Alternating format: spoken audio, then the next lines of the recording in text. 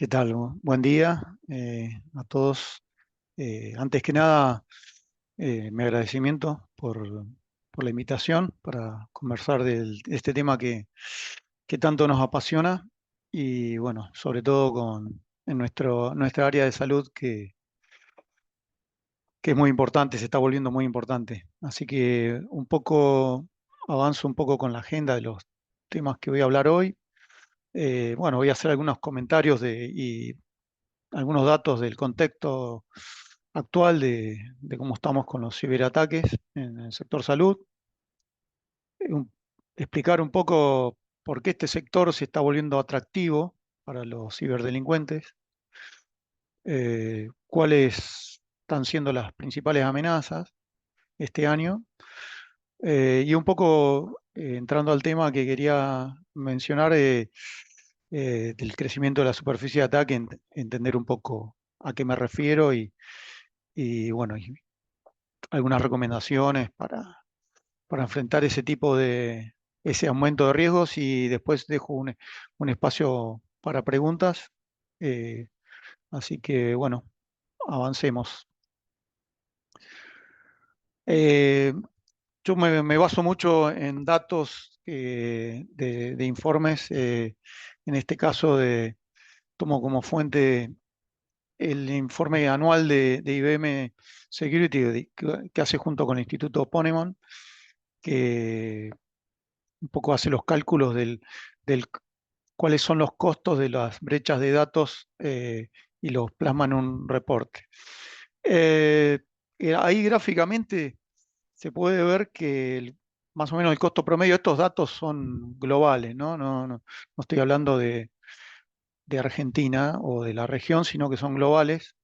Hay algunas variaciones en la región, pero yo trato de tomar los datos globales de los que hay más cantidad de información y mayor certeza.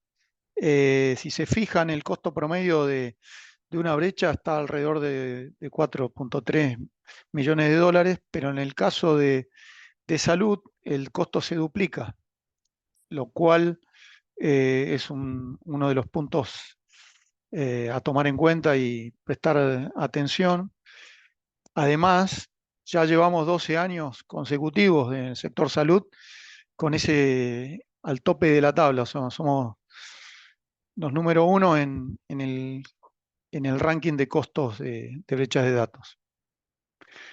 También de ese informe se desprende que el 45% de las brechas ocurren en el cloud, y ahí hago una distinción. No es que el cloud per se es más seguro o más inseguro que un ambiente on-prem, sino que hay que tener en cuenta eh, los controles y las medidas que uno toma, cómo trabajan en los controles de seguridad, en el hardening de las plataformas. No el hecho de ir al cloud es algo más seguro, y hay que entender muy bien los modelos de contratos. En los contratos, cuando uno hace una movida al cloud, una migración, entender bien el modelo de responsabilidad compartida, hasta dónde llega la responsabilidad del proveedor de cloud, sea el que sea, eh, y dónde comienza la responsabilidad de uno, por dar un ejemplo. O sea, un acceso físico a un data center de cloud es obviamente responsabilidad del proveedor de data center, sea Google, sea Amazon, Microsoft. Eh, Ahora, si uno tiene un servidor y le instala un sistema operativo y pone una aplicación, en el otro extremo esa responsabilidad es nítidamente de uno y no del proveedor de cloud. Pero hay zonas grises, como en todos lados. Por ejemplo, cuando uno toma una imagen para levantar una instancia y toma una imagen del marketplace o de los templates del proveedor de cloud, ahí el proveedor de cloud es el responsable de que esa imagen que pone al momento es segura. Luego va a haber un ciclo de parcheo y todo que va a ser responsabilidad del cliente, pero bueno, esos son donde están los grises y bueno, donde hay que prestar mucha atención cuando uno toma ese tipo de decisiones tanto a nivel de plataformas, infraestructura de nube, como de aplicaciones SaaS. También en ese informe el 19% de las brechas son causadas por el robo de credenciales, que más adelante voy a comentar algo de los temas de phishing. Y del sector salud, algo muy penoso es que el promedio en detectar y responder a un incidente hoy es de 329 días. Eso es bastante serio y bueno, es donde uno tiene que trabajar para reducir ese promedio. Ahora, ¿por qué el sector es atractivo para los ciberdelincuentes?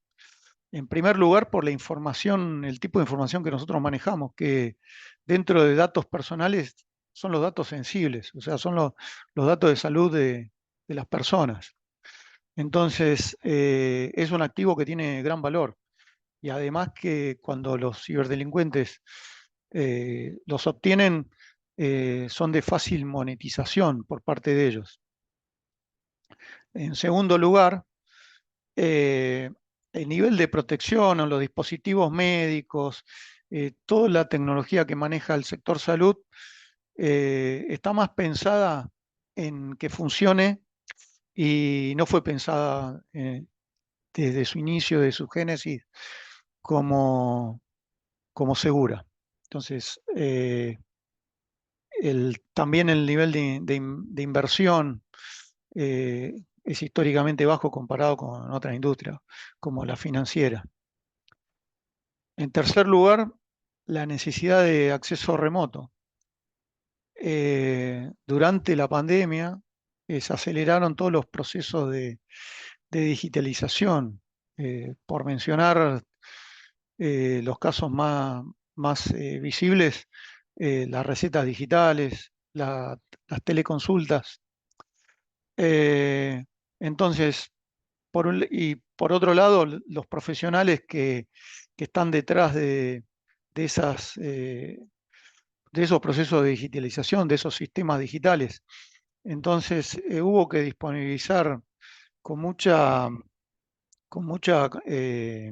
velocidad eh, plataformas eh, y no en todos los casos todas las organizaciones contaban con, con los estándares, con los protocolos, con la tecnología para enfrentar eh, todos los riesgos que ello provocó. Eh, Muchos de los cuales ya se hablaron, incluso fueron mencionados en la charla anterior, como los accesos VPN, las conexiones desde cualquier tipo de dispositivos, donde el control no estaba por parte de las empresas de salud, de las organizaciones de salud, sino que es muy difícil controlar la seguridad de equipos corporativos, pero que es responsabilidad de las empresas, pero casi muy difícil y casi imposible hacerlo de los dispositivos personales de las personas, que incluso se compartían entre miembros de la misma familia en los momentos más duros de la pandemia. Eh, por otro lado, hubo, digamos, discusiones en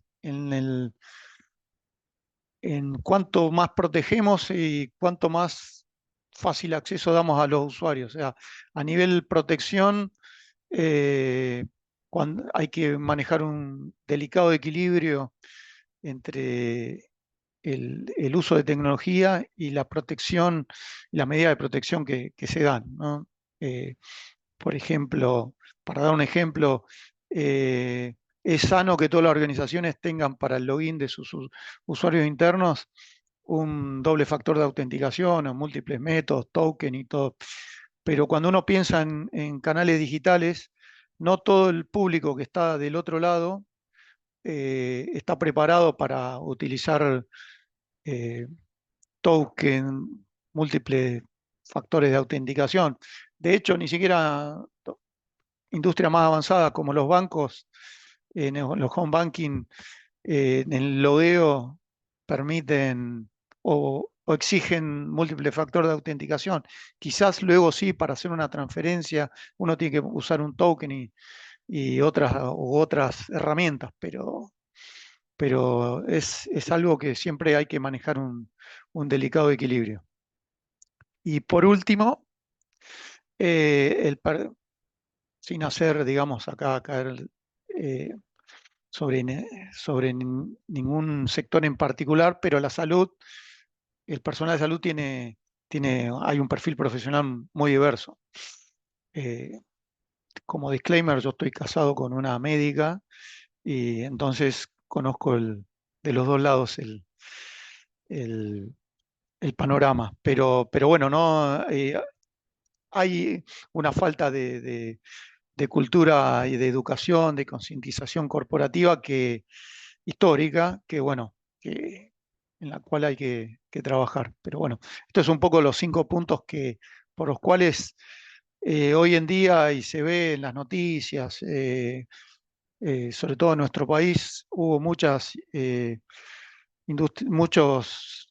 participantes del sector salud, de todo tipo, hospitales, prepagas, financiadores, obras sociales que han sido afectadas. Y no voy a nombrar a ninguna porque la verdad que no corresponde, no me corresponde éticamente, pero bueno, han salido en las noticias, lamentablemente, en algunos casos eh, con datos ciertos, en otros no tanto, pero, pero bueno,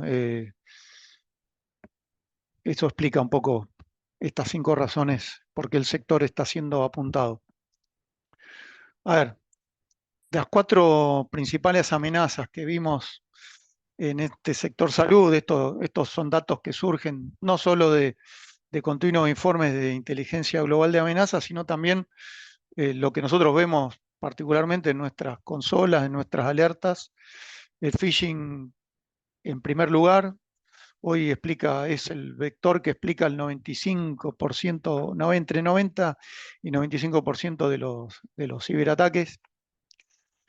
Eh, muy, muy cercano al phishing, porque muchas veces el phishing es el camino para llegar para distribuirlo. Está el ransomware.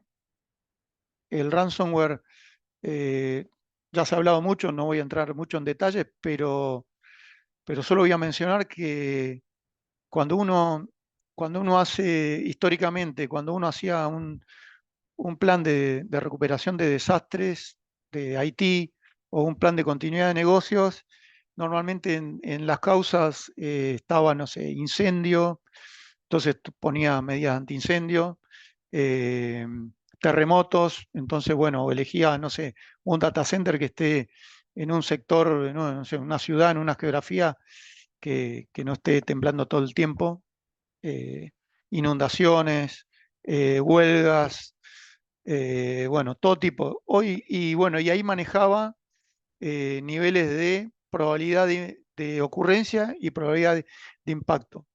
En el caso del ransomware, hoy en cualquier plan de continuidad de negocios, o en cualquier plan de prevención de desastres, o de recuperación de desastres, hoy el ransomware tiene alta probabilidad de ocurrencia y tiene un alto impacto. O sea que la suma eh,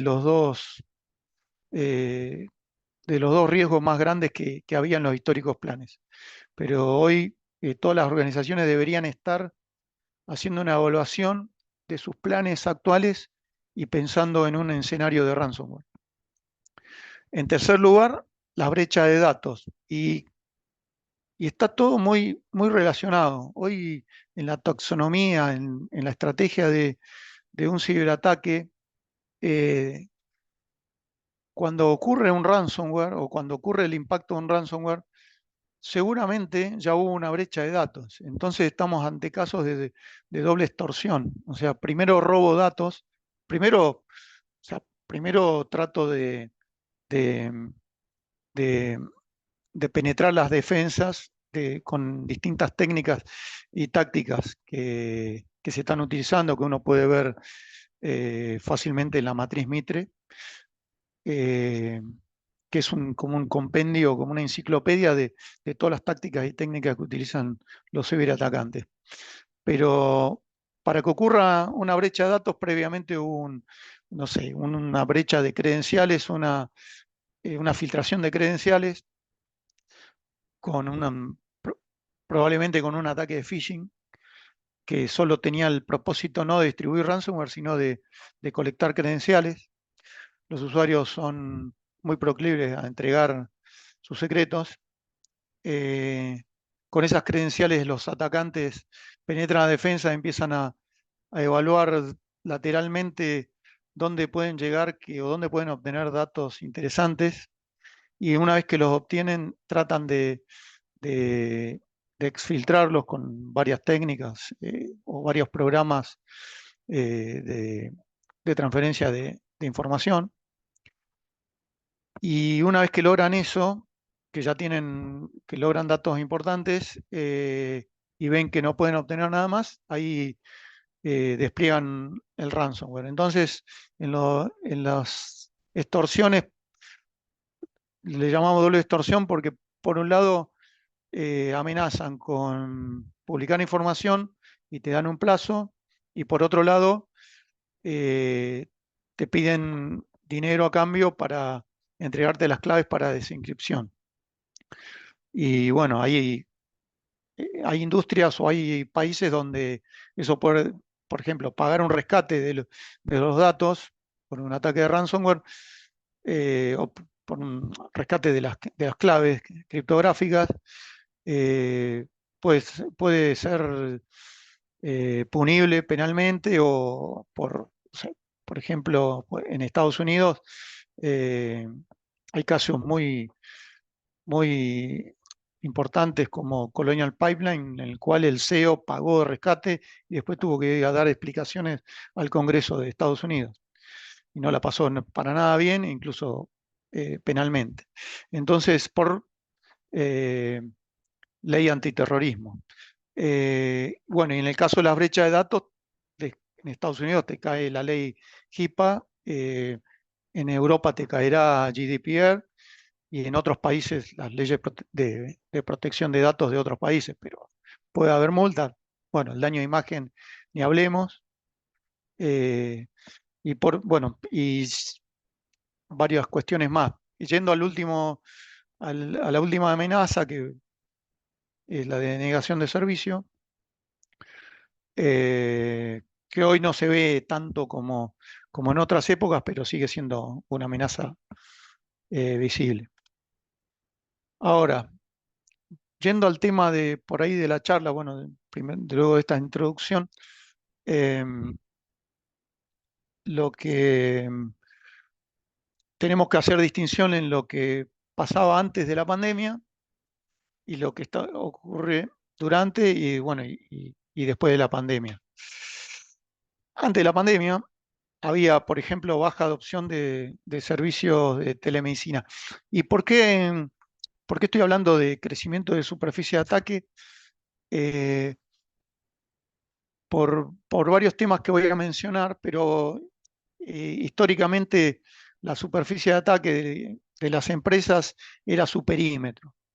Entonces, en la estrategia de seguridad había que poner un firewall. Bueno, si uno exponía una aplicación web, tenía que armar una DMZ, poner un proxy reverso y publicar a través del proxy reverso, y poquito más allá de- de tecnificación, poner un firewall de aplicación para proteger la aplicación web, un WAF, Web Application Firewall, para proteger a nivel de ataques de SQL injection, de negación de servicio, de fuerza bruta a través de técnicas de bots para romper con fuerza bruta usuario y contraseña. Bueno, toda una serie de cuestiones que se vienen utilizando hace, hace varios años. Eh, Ahora, luego empezaron la transformación digital, comenzó antes de la pandemia. Ya, por ejemplo, en el caso nuestro en Swiss Medical, ya antes de la pandemia teníamos servicio de telemedicina, pero para que tengan una idea de estadística, en febrero de 2020, que se podría considerar el último mes antes de la pandemia, por lo menos acá en Argentina no había pegado todavía, eh, el- la cantidad había 500 teleconsultas por mes. Ya en marzo ese número escaló a 3.000 teleconsultas. En abril, 11.000.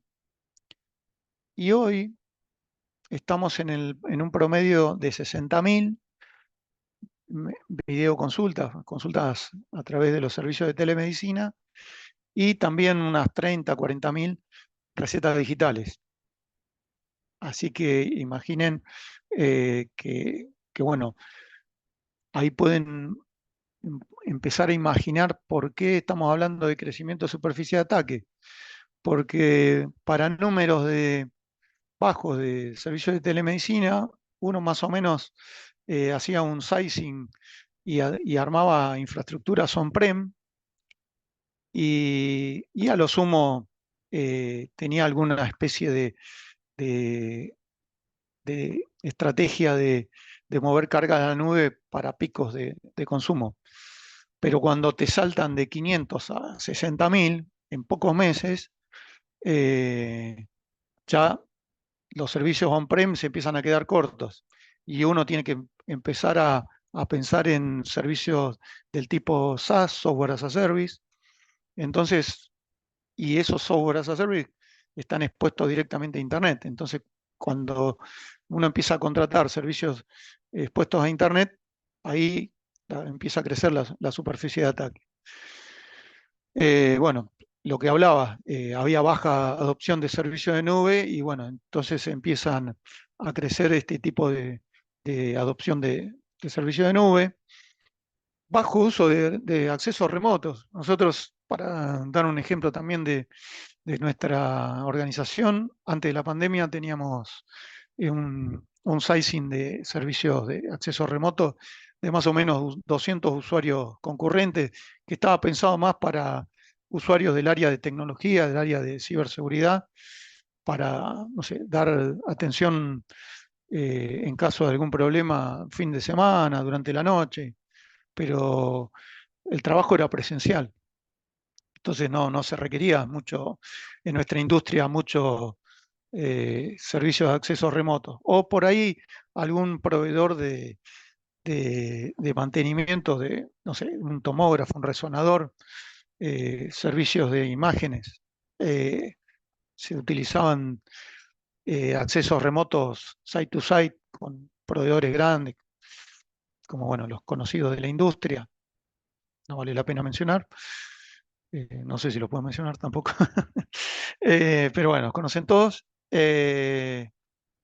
Y en cuestión de semana hubo que multiplicar por 10.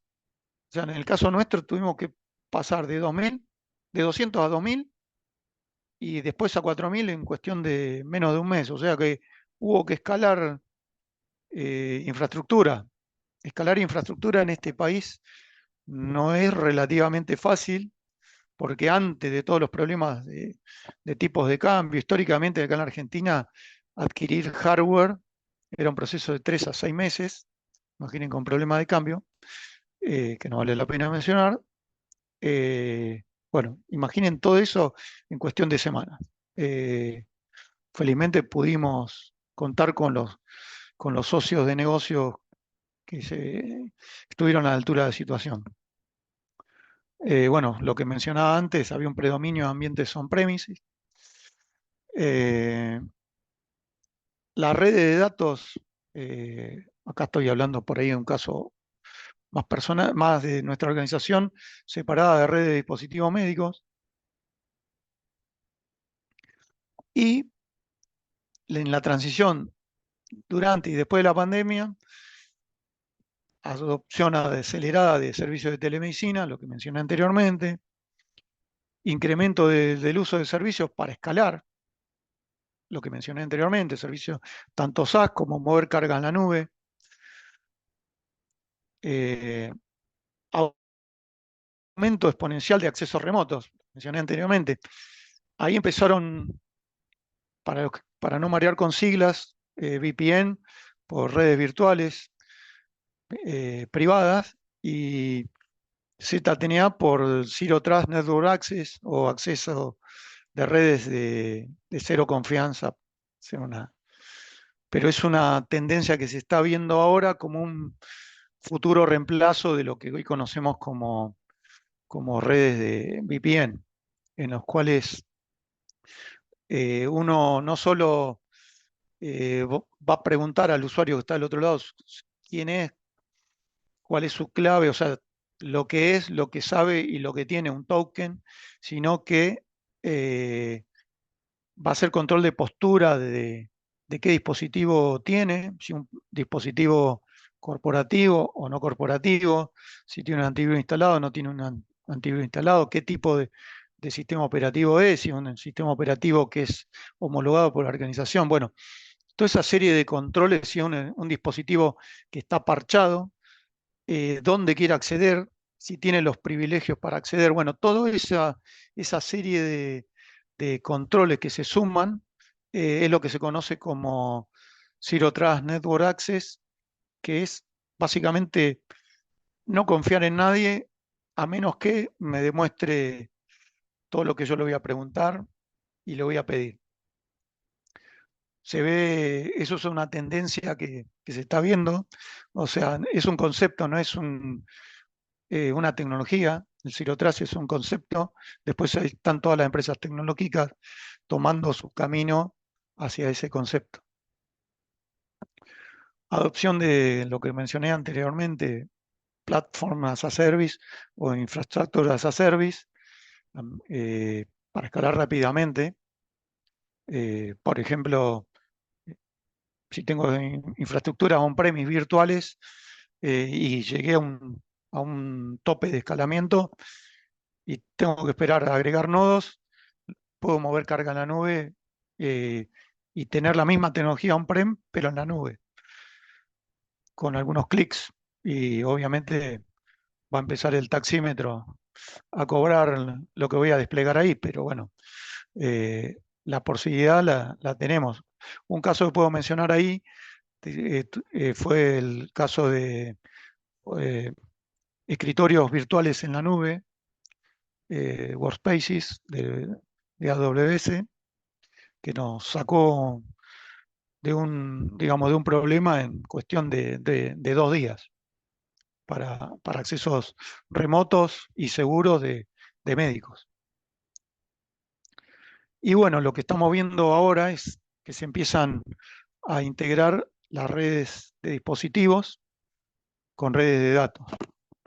Por ejemplo, un sistema GIS, los monitores médicos, esos datos que tengo de, en las habitaciones conectados a pacientes, lo voy a empezar a querer ver reflejados automáticamente en los sistemas de historia clínica digital y no que la enfermera tome a mano los datos y después vaya a una PC y los cargue en el sistema de historia clínica. Eso se va a empezar a ver. Y bueno, esa interconexión entre dispositivos que no fueron pensados en un concepto de seguridad, de ciberseguridad, con redes de datos que están protegidas o medianamente protegidas, pero donde circula malware todo el tiempo. Entonces, eh, son riesgos que tenemos que tener en cuenta. Voy a acelerar un poquito. Entonces, voy a hablar un poquito de- de la superficie de ataque en sí. Y lo voy a tratar de mostrar gráficamente. Ciberseguridad. ¿Qué entendemos por ciberseguridad? Es todo lo que usamos para proteger los endpoints, como un antivirus, un firewall, Next Generation Firewall, estrategias de virtual patching, bueno, Access Manager, Immun IPS, un SIEM, proteger el mail, bueno, todo eso es lo que comúnmente hacemos todos, casi todos, o deberíamos hacer todos. Después está el concepto de ciberresiliencia, que es un escaloncito más, que ahí ya se ven tecnologías como un XDR, un NDR por Network Detection and Response, o EDR por Endpoint Detection and Response, o XDR por Extended Detection and Response, donde ya empiezo a ver datos de telemetría de mis endpoints, de mi tráfico de red, de, de un firewall, de un IDS, de un IPS. Bueno, todo eso ya lo empiezo toda esa telemetría la empiezo a enviar a a alguna, alguna tecnología donde empiezo ya a correlacionar y empiezo a poder responder o ejecutar determinados playbooks que son pasos, recetas para qué hacer en caso de un incidente, cómo responderlo. Por ejemplo, si hay algún indicio que un equipo está con una alerta de ransomware, tanto por comportamiento de algún comando en el sistema operativo, como algún archivo malicioso o sospechoso, yo puedo responder aislando el equipo. Bueno, todo eso es lo que hace un EDR, un XDR. Ahora bien, por encima de eso ya empiezan a haber eh, herramientas que permiten calcular el riesgo que está corriendo por incrementar la superficie de ataque. O sea, empezar a correlacionar el riesgo que tiene por la exposición de sus activos a Internet, por el comportamiento de usuario, por el riesgo de sus dispositivos, de sus servidores, por ejemplo, por el riesgo de tener equipos no parchados, por servidores no parchados y que no tienen virtual patching, entonces medir ese riesgo y que uno sepa que está corriendo, aceptarlo, tratarlo, remediarlo, bueno, todo tipo de acciones. Y hay hoy herramientas que permiten ir midiendo ese riesgo y entonces cuando uno toma acciones, remedia, ir viendo la evolución e incluso compararse con compañías del mismo tamaño, compañías del mismo sector, etcétera. Ahora bien, ciberseguridad y ciberresiliencia es todo lo que hace uno durante el ataque, o sea, es todo lo que hace reactivo. Digo durante el ataque porque tomando como un incidente aislado como un ataque, pero no necesariamente eh, estoy hablando de que estamos ya bajo ataque y con un incidente que está toda la compañía parada, sino con toda esta herramienta yo trabajo reactivamente, tomo respuesta. Con esta herramientas para calcular el ciberriesgo, lo que estoy tratando es de anticiparme, de medirme y de ser proactivo antes de sufrir el ataque.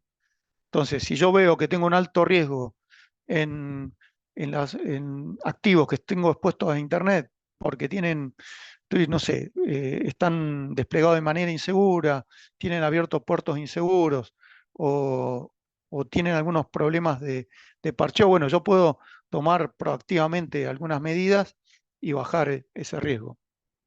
Ahora bien, todo esto se va moviendo dinámicamente, porque en los procesos de transformación digital todo el tiempo están apareciendo nuevas soluciones, hay que darle respuesta a nuevas demandas de los clientes tanto sea individuales, corporativos, de, de proveedores, de socios de negocio, etcétera. Entonces, la superficie de ataque es algo que me queda como riesgo residual, porque eso va aumentando o disminuyendo. Entonces, eso es lo que yo tengo que tratar de minimizar. ¿Cómo? Tratando de anticiparme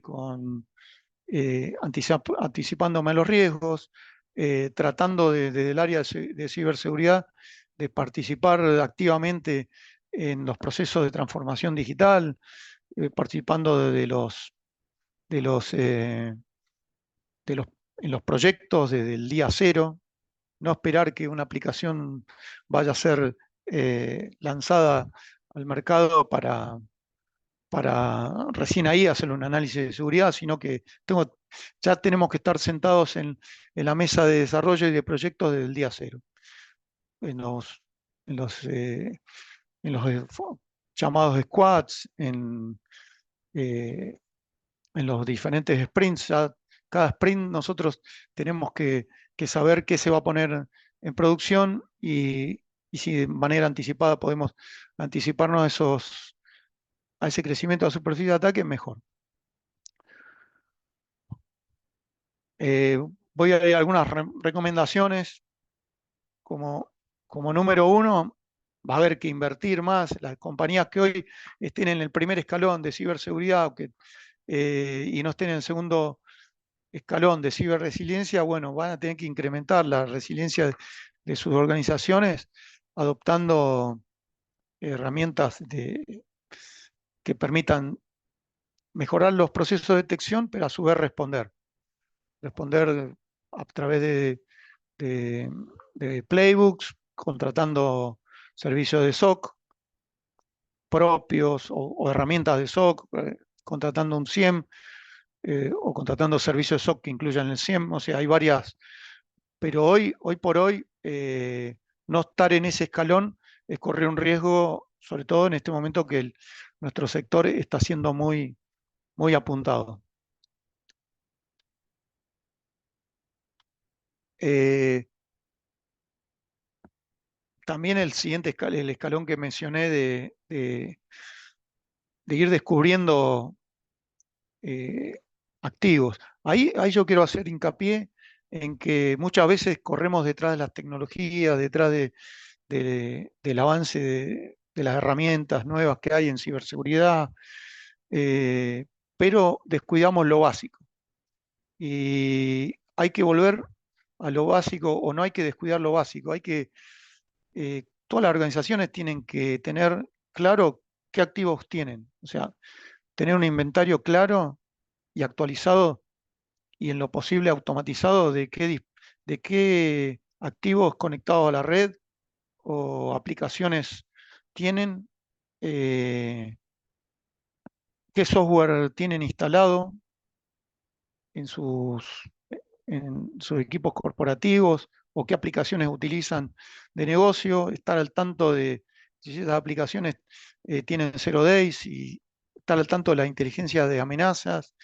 Eso es un proceso continuo, pero o sea, esos controles que uno puede encontrar en los marcos como la ISO 27001, las mejores prácticas de la 27002, o el CIS, o el NIST, pero eso es una tarea que a nivel procesos que uno que no tiene que descuidar, no tiene que correr detrás de las modas de ciberseguridad, del Zero Trust y todo, sino previamente eso no lo está haciendo o no lo está midiendo.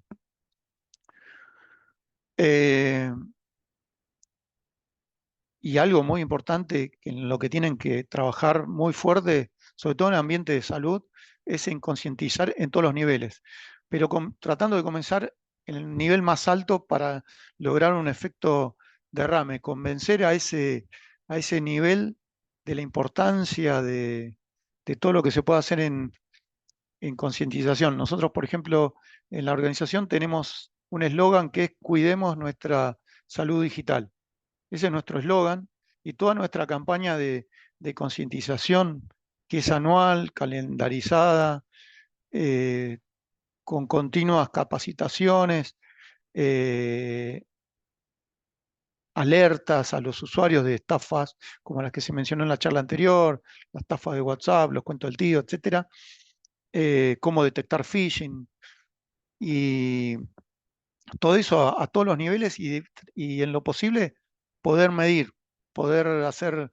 Hoy existen un montón de herramientas para poder hacer pruebas a los usuarios, plataformas de concientización, para hacer eh, capacitaciones e incluso test, tratar desde el proceso de onboarding de que los usuarios que ingresan a la compañía ya ingresen con una base de conocimientos de ciberseguridad, pero es muy importante. Hay que recomendar, hay que enfatizar mucho eso. Y en último lugar, todo lo que se pueda compartir a nivel del sector, entre entidades del sector, inteligencia de amenazas, en el caso de las empresas que han recibido ciberataques, qué lecciones aprendidas, bueno, todo tipo de todo. De hecho, hay en el mundo de los ISOs tenemos grupos de WhatsApp por industria, por tecnología, no sé, múltiples, y se comparte mucho. O sea, ojo que tal empresa en tal lugar está bajo ataque, estos son los indicadores de compromiso. Bueno, bueno, hay que estar todo el tiempo eh, recabando esa información de fuentes de inteligencia global, de inteligencia local, de los CECIR locales, regionales. Bueno, tratar de estar muy atento a esos puntos. Creo que me queda poco tiempo, así que voy a dejar un... Esto fue todo lo que tenía para charlar, para presentar y bueno, dejo unos minutos de espacio a preguntas.